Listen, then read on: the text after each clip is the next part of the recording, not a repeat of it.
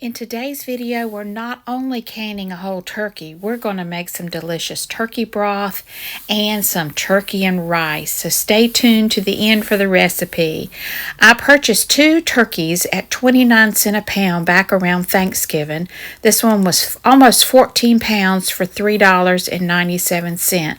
So we're going to bake it. It's been thawed. I've got butter in the cavity with some lemons, butter under the breast skin. I've salt and peppered it and also added some olive oil. We're going to cook up those innards, make some good broth. So I baked this at 350 for 3.5 hours till it was completely done. And you can see how golden and beautiful it is. And we're going to take that meat right off the bone. Now it has cooled slightly, but my hands are tough. I can usually pick through something really hot. So I am going to go ahead and take off the meat off that turkey while it is still hot. And then we're going to put it into our pressure canner. Now this Presto electric canner is already been heating up the jars and sterilizing those for me. So now it's time to take that pulled turkey meat and just pack it right into these pint-sized jars, which is perfect for my husband and myself. Now I am mixing in white and dark meat into each jar. So I'm just lightly tapping it down. I don't pack it tight. I am just loosely packing this into the jar. I like canning meat in the pint-sized jars, just a really good amount. There's so many things that you can do with this turkey. It is so delicious. We're going to take that turkey broth that we made and pour it right on top of the meat, bringing it up to a 1-inch headspace. All right, I'm going to add in a 1/4 teaspoon of salt. That is optional. And then I'm just going to run my spatula down the side, debubbling, making sure all of the air bubbles have been removed.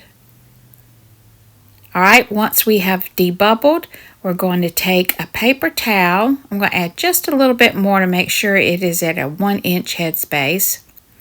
I'm going to take a paper towel, dip it in some white vinegar because we want to make sure our rim is very clean of any grease or turkey meat.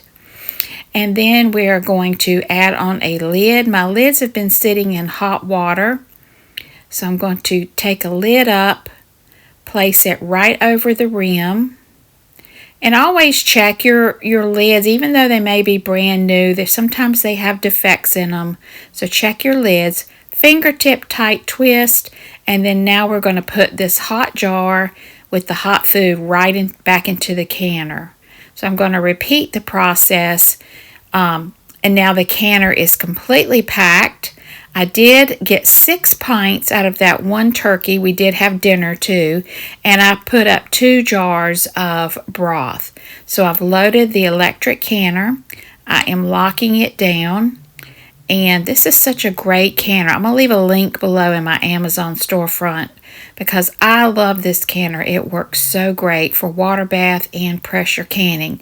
And I just follow that guide along. I do have a video on exactly how to use this.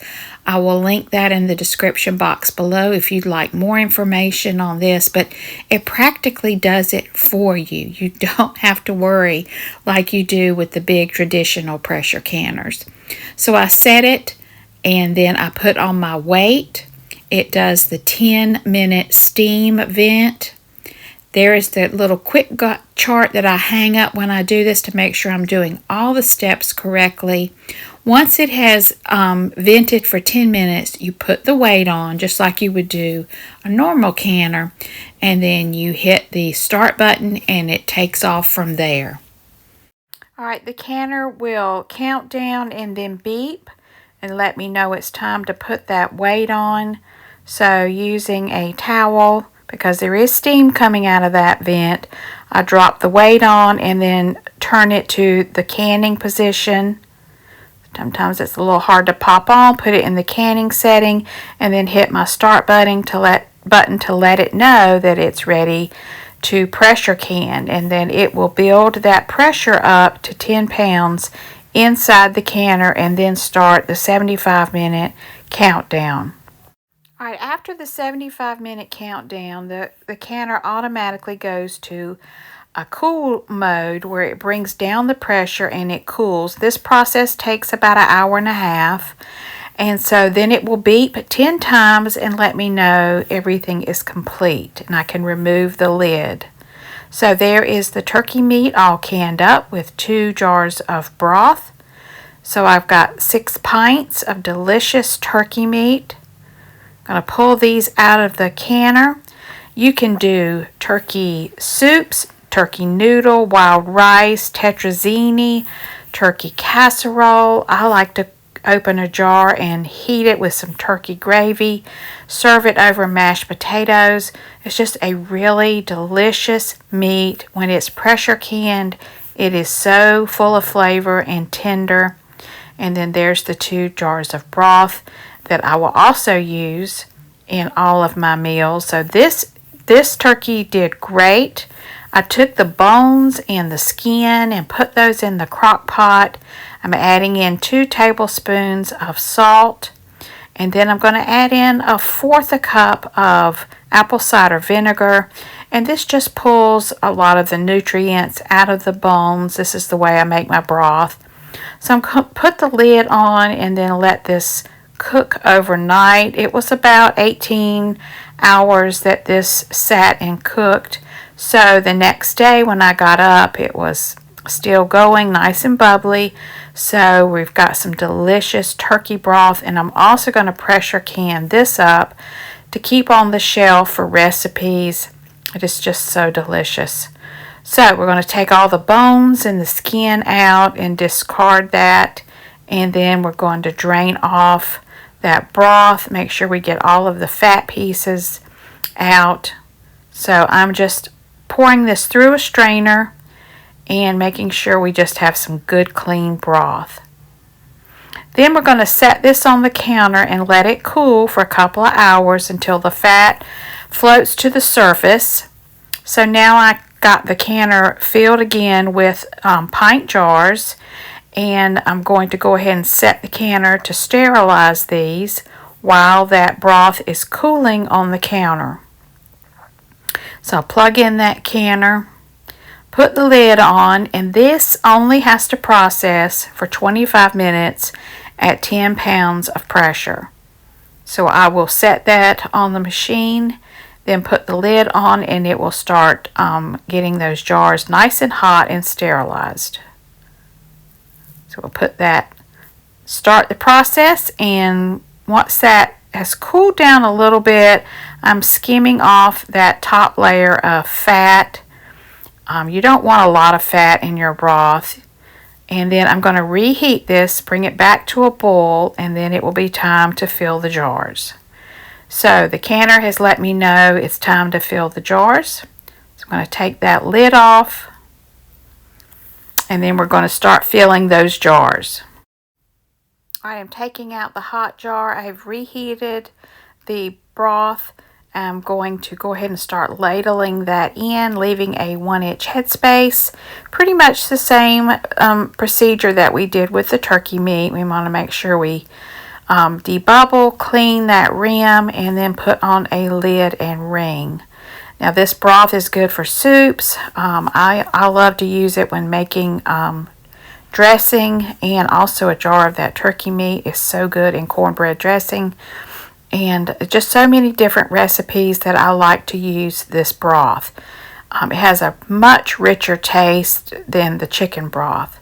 So I'm going to put that lid on, ring fingertip tight, and then we're going to put this in the canner. Now these recipes came from the Ball Book of Canning.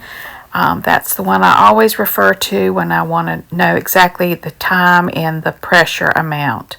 So everything's in the canner. We've locked it in place, and we've hit start button and it will vent. Alright, we're done canning our broth.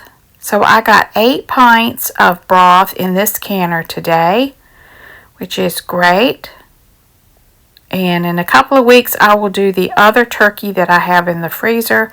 So I'll have a good amount of broth and turkey meat in the pantry. And we will certainly enjoy many meals off of this, and that is such a great price. All right, now we've got all of the turkey broth done. It's going to sit and cool, and you can hear the lids popping and seal up, and I'm just real excited. All right, let's move on to dinner tonight. We're going to have some good old-fashioned turkey and rice. So I have 4 cups of the broth that I had left over after filling the 8 pints. So I'm going to pour that in my big Dutch oven. I've got 1 jar of the turkey meat. I'm going to open this up and take this out, and it is so moist and so delicious. I'm just pouring all of that plus the juice into the Dutch oven. And then I'm going to be adding in some salt and pepper. I just had to taste it. It's so good. I love it. So we're going to do some cracked pepper and just some salt. That's the only thing I'm going to be seasoning this with because my husband and I just love it plain. I've got 2 cups of rice measured out, and I'm going to bring this to a boil, and then we'll add in our rice. So I'm adding in some cracked pepper and some salt, and then we'll bring this to a boil. There it is. Look at that beautiful meat. It's a nice meal. Makes a meal for a family in here. Alright, a nice hard boil. I'm adding in 2 tablespoons of butter, and then my rice, 2 cups. I'm going to give this a good stir. Boil it for about 3 minutes, and then I'm going to put the lid on and cut the heat down to low, and then just let that rice absorb that liquid and cook. Yum, yum. Now, to go with this, I've got a can of my corn I put up over the summer months. Got videos on that, and I'm going to heat this up and serve this with the turkey and rice. Alright, it's cooked now for about 3 minutes. We're going to put that lid on, cut that heat down, and then let our rice cook. Alright, after the rice is complete, look how delicious that looks. It's nice and moist. It's not dry. Going to spoon some on our plates and add in that corn. Ooh, it's going to be a good supper. Let's give it a taste test. It's nice and hot. I like my food hot. Oh, it is so good, y'all. Y'all got to try this. Delicious. Make sure to check out the description box for more information. Thank you so much for watching. Leave me any questions or comments below. I hope you all have a very blessed day.